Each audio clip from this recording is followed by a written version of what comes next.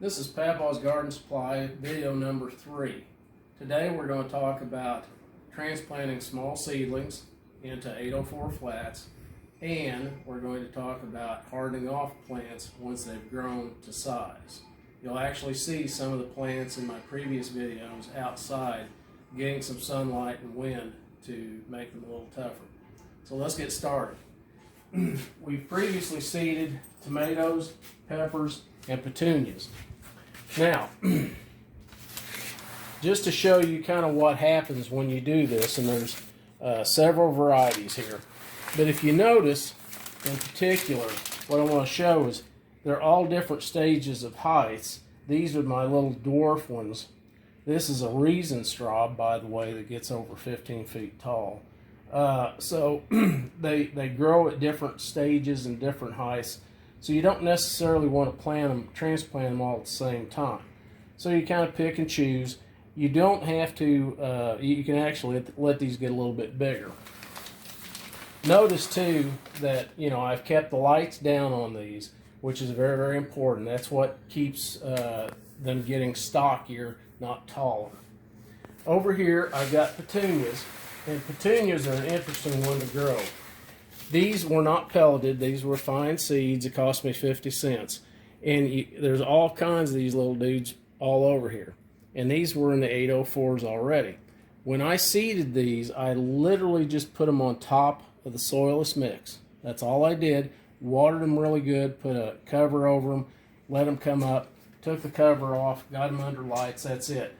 I'm just going to thin these out and let them continue to grow. And that's all there is to planting, to seeding petunias. Now, down here, I want to show you something else. These are about a week, they've been up about a week or so, something like that.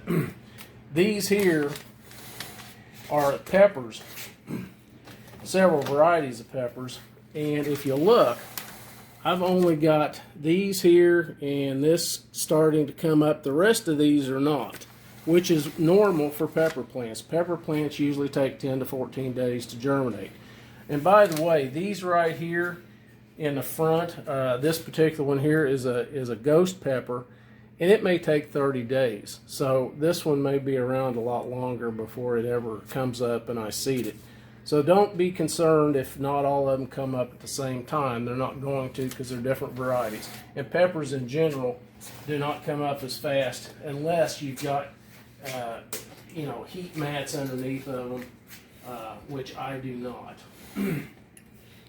So let's get started transplanting. I'm going to take this flat, and I've already done a part of this. I'm going to seed big beef. I'm going to have 32. I've got most of them done here. This is this is my big beef right here. And what I'm going to show is that you really can't hurt these too much. You just can't. I don't necessarily take the tallest ones. I just look for the healthy ones.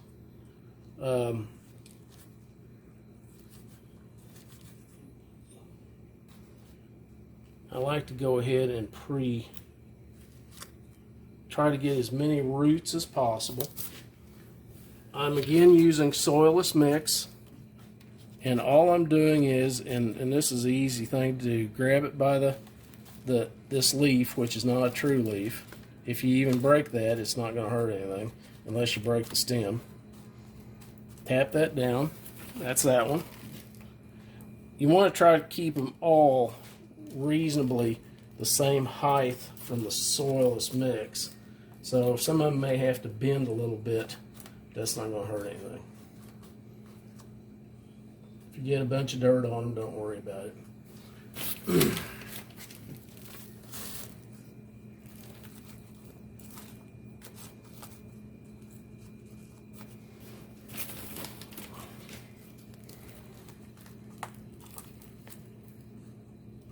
Like I said, they are pretty tough little critters.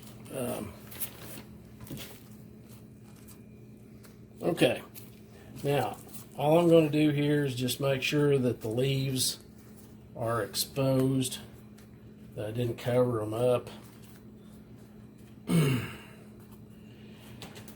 next thing I'm going to do, which I have reiterated several times in the other two videos, is I am going to label these. Now, this is going to be an easy one to label because they're all the same. So, I've got that done. I'm going to wipe this off. I have got a sign here that says 32 big beef.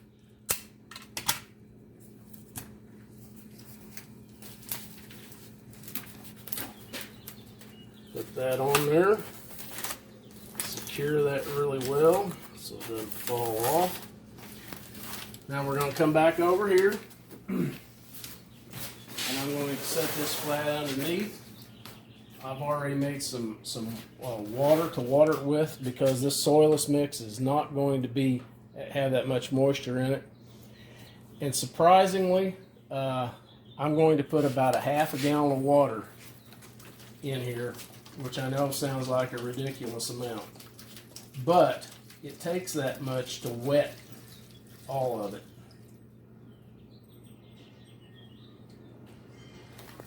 So it actually float a little bit.